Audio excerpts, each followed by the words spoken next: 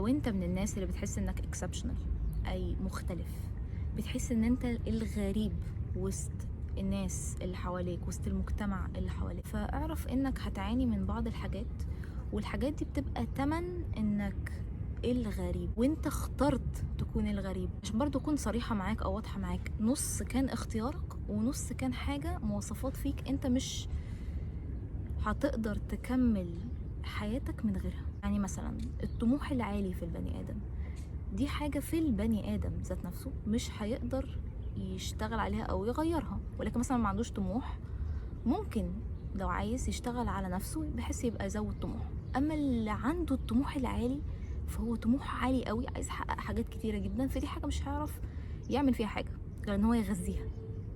الحاجة اللي باختياره انه يختار يسمع لصوته الداخلي اني اعمل حاجة اكسبشنال او حاجة انا اكون فخور بنفسي لما اعملها، او يمشي مع العادي. العادي مش وحش، هو انت عادي ممكن تختار العادي، العادي مش وحش، ناس كتيرة جدا مرتاحة في العادي، خلاص ده اختيارهم. بس لو انت عايز الغريب، الاكسبشنال، الجديد، المختلف، فالطريق ده تمنه غير تمن اللي مشي الطريق العادي. اللي مشي الطريق العادي تمنه انه بيدفع بعضا من الوقت بتاعه، بعض من المجهود بتاعه، بتبقى شغله نص الكوباية، مش بيحط الكوباية كلها. فبالتالي ان ذات كيس، عشان الحاجة الواحدة دي بالنسبة لي كبيرة جدا ومختلفة جدا، فتمنها برضو هيبقى مختلف وغالي. كتير مننا بنعوز نحقق أهداف مختلفة عن بقية الناس، وتكون فيها حاجة اكسبشنال، مختلفة بمعنى التميز، فيها تميز عالي جدا، ولكن ما عندناش الويلنجنس أو ما عندناش حتى الوعي ان في تمن المفروض يدفع عشان احصل الحاجه دي او عشان تبقى عندي. اللي عايز يبقى مشهور مثلا في تمن هيدفعه للشهره، منها الخصوصيه، منها ان هيبقى محطوط زي وضع كده ان اي حد يحكم عليه، اي حد رايح اي حد راجع. طيب اللي عايز يكون غني فهو هيتحط ان هو هيدي قوي في الاول ومفيش مقابل لفتره كبيره من الوقت لحد ما يبتدي يلاقي المقابل. ودي بتبتدي بالعقليه. هنقول ازاي؟ لو انا عقليتي عقليه فقر، فبالتالي انا على طول مستني هاخد ايه، مش مهم قد ايه، مهم هاخد ايه، تفكيري دايما هاخد ايه. لكن لو هي عقليه الغني فتفكيري هدي ايه وهيحدث تاثير عامل ازاي، وازاي ادي منه لاكبر عدد من الناس وباحسن استفاده. الغنى مش فلوس، الغنى غنى عقليه. الغنى لما تكون مستغني عن الناس، مستغني عن دكاترة عشان صحتك كويسة، مستغني عن التعلق العاطفي عشان انت ممتلئ عاطفيا، مستغني عن كذا وكذا وكذا. فالغنى انت معاك كتير جدا، حتى لو انت شايف اللي معاك ده مش كفاية لسه، بس انت شايف انه في نفس الوقت اللي معاك كويس كفاية انك تدي منه. اللي معاك كفاية انك تدي منه حتى لو مش كفاية لنفسك حاليا. فالغنى ان انت تكون مصدر لشخص اخر بتعطي منه. فلما تعطي على مدار طويل جدا من الوقت تبتدي بقى تشوف النتائج اللي بتحصل جامدة دي، الحاجة الاكسبشنال او المختلفة او النتائج اللي هي مميزة جدا مش العادية. لكن لما ادي عادي، لما اعمل اروح العب رياضة، العب 20 دقيقة العادي، اكيد مش هيبقى جسمي زي جسم حد اثليتيك او حد رياضي جدا اللي هو بيقعد يلعب كل يوم، او بيلعب مثلا 5 ايام في الاسبوع 4 ايام في الاسبوع من 40 ساعة 40 دقيقة، ولا مفيش حد بيلعب 40 ساعة 40 دقيقة مثلا في اليوم او حاجة، وبالتالي بياكل كويس بيحافظ على اكله. فقاعدة الاكسبشنال تمنها غالي. هل انت مستعد تدفع تمنها؟ ده رقم واحد. رقم اتنين، تمنها ايه؟ ما انت ممكن تبقى عايز تدفع تمنها بس مش عارف تمنها ايه. لما تعرف تمنها ما تعوز تدفع التمن ده. فمهم برضو تعرف اهدافك دي تمنها ايه بالظبط. وتفر الهدف اللي اخترت تحققه المختلف قوي ده او اللي عاجبك قوي ده، في 3 حاجات في اي هدف عايز تحققه هتدفع تمنها والمتعارف عليهم جدا. اول حاجه الاحكام. لما انت تيجي تسعى لهدف معين هتلاقي ناس كتير قوي ماشيه ضدك، هتقولك اللي انت بتعمله ده مش مضمون، اللي انت بتعمله ده ما ينفعش، انت بتفكر ازاي، انت بتفكر، انت مجنون، تعليقات زي كده. بس لما تيجي تاخد تعليق من حد، خد من حد انت عايز حياة زيه. يعني ما تاخدش تعليق من حد شايفه في ديون وفي ضيقة مادية والناس مش طايقاه وهو مش طايقهم، مش عارف يتعامل مع الناس، ما عندوش ذكاء اجتماعي ولا ذكاء عاطفي، وعلى طول مكتئب. طب هتاخد نصيحة من ده؟ الطبيعي ان مسارك هيتجه لمساره، حياتك تبقى مشابهة لحياته. فاختار كويس قوي الناس اللي بتسمع منها النصائح بالذات، لان ما اشطر ان ادي حد نصيحة انا ولا مكانه ولا حاسس بيه ولا عارف بيمر بايه ولا عارف شخصيته from A to Z. فازاي انا كفؤ كفايه اني اجي ادي حد نصيحه؟ ودي بتحصل كتيره جدا مع الاهل مثلا، ان الاهل يبقوا عايزين يدوا نصايح لولادهم عشان يفيدوهم. حلو، طبعا خبرات الاهل مهم جدا نستفيد بيها، بس في كده اركان ضيقه ممكن يبقوا هما فاكرين انه عندهم فكره عنها وبيدوا نصيحه فيها، ولكن هي مش حتتهم.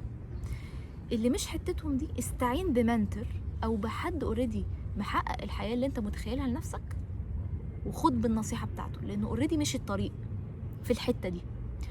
اجان اهلك نصايحهم حلوه كويس كخبرات اللي عدوا بيها، طبعا عندهم خبرات كتير، ولكن في الاريا المعينه اللي انت عايزها خد بنصيحه منتور مشي في الاريا دي، او مشي في الركن ده، وتفر الركن ده ايه، علاقات بقى، كارير، وتفر.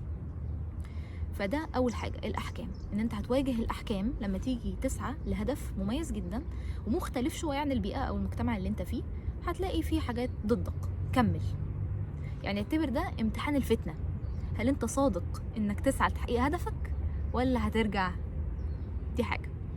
الحاجه التانية، انت هتحس انك لوحدك قوي، يعني مش هتحس انك قادر تريليت لاصحابك. وعايزه ادي الكلمه اللي بالعربي بالظبط اللي معناها كده، بمعنى اصح مش قادر تتماشى مع صحابك اللي كان تفكيرهم وقت ما كنت في المدرسة أو في الجامعة أو في الشغل القديم. مش قادر تتماشى مع تفكيرهم، مش قادر تقعد معاهم، حاسس إنه بقيت مختلف عنهم. دي مش حاجة وحشة، ده معناه إن أنت اتطورت بس في اتجاه بعيد عنهم، وده ما يعيبكش، بس يخليك الغريب في القعدة. ليه الغريب؟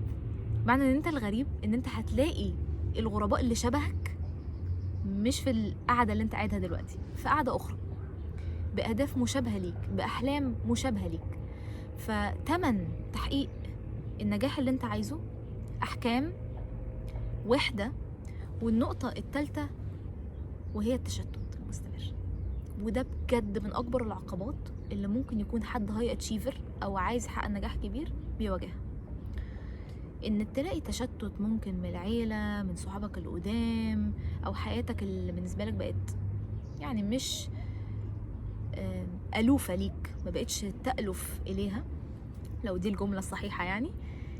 فبالتالي انت خلاص مش قادر تفضل في نفس البيئة دي خلاص، فتلاقي ان لسه بيسحبوك، فبتتشتت من موبايل، السوشيال ميديا، من الافلام، من الاعلانات، من الحياة القديمة، من الناس اللي انت كنت عارفهم قبل كده ولكن خلاص مش قادر تكمل معاهم.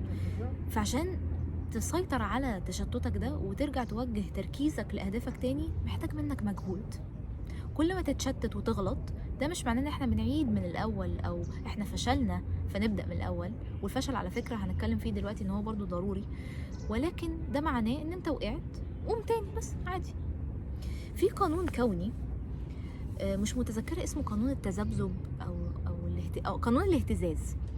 قانون الاهتزاز ده بيقول ايه؟ ده قانون كوني، ان دلوقتي احنا هنفضل نطلع ونقع نطلع ونقع، بس هل محصلة الطلوع والوقوع طالعة ولا محصلة الطلوع والوقوع نازلة؟ يعني بمعنى أصح انت مش هتقدر تهرب من الفشل، انت كده كده هتفشل، ده انا بوعدك انك هتفشل، ده كده كده. بس هل فشلك وبعدين نجاحك وبعدين فشلك وبعدين نجاحك طالع ولا نازل؟ فقانون الاهتزاز بيشرح لنا اكتر الحتة دي، المحصلة العامة للنجاح والفشل طالعة للأمام ولا نازلة لتحت. النقطة الأخيرة واللي هي برضو مهمة جدا، وهي فكرة لما انت دلوقتي بتحاول تحقق نجاح والبيئة بقت غير آلفة ليك، خلاص ما بقتش يعني تألف إليها، فبتلاقي فيه اختلاف في مستويات الطاقة.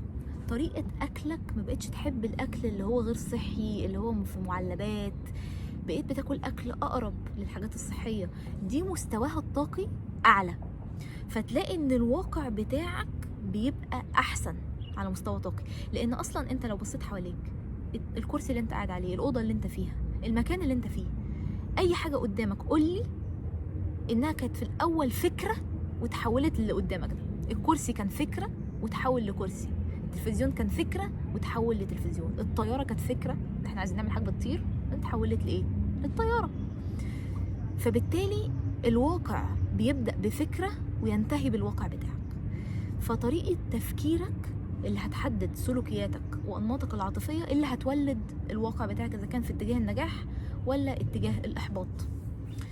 فبالتالي لما تلاقي ان انت لا تألف مع الناس القديمه، ولا لا تألف على طرق الاكل، ولا ان انت تشرب السجاير اللي كنت تشربها قبل كده، ولا الشيشه او whatever، لا تألف مع الافلام اللي كنت بتتفرج عليها قبل كده، لا تألف مع المحتوى اللي كنت بتستنزفه او بتتفرج عليه قبل كده وبقيت تشوف محتوى تاني، ده معناه انت بتتطور، ده معناه انت على الطريق الصح، ده معناه ان انت بتتغير للاحسن.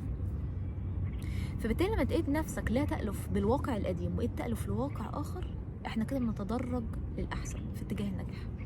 فاهم حاجه؟ التعامل مع الوحده هو اول حاجه اعرف طيب ايه، مين الترايب بتاعتي اللي عايز تكون حواليا، ايه نوعيه الناس من هنا ورايح اللي انا عايزهم يكونوا حواليا، غير الناس اللي كنت ايوستو ان انا الف اليهم، يعني ما بقتش خلاص عايزه اقعد معاهم انيمور، او مش عايزه افضل حواليهم في الواقع بتاعي القديم. الناس بقى اللي عايزها في الواقع الجديد شكلها عامل ازاي، مواصفاتها عامله ازاي، احلامها عامله ازاي، اللايف ستايل بتاعها عامل ازاي، الاكل اللي عايز اكله اللي هيعلي الفريكونسي زي ما بيقولوا بالانجلش، وهي التذبذبات بتاعتك اللي هتاثر على الواقع بتاعك بعد كده. ففكره ان انت تبتدي تديزاين او تصمم الحياه اللي سونر اور ليتر، يعني عاجلا ام اجلا هتحقق شكل النجاح اللي انت فعلا عايزه.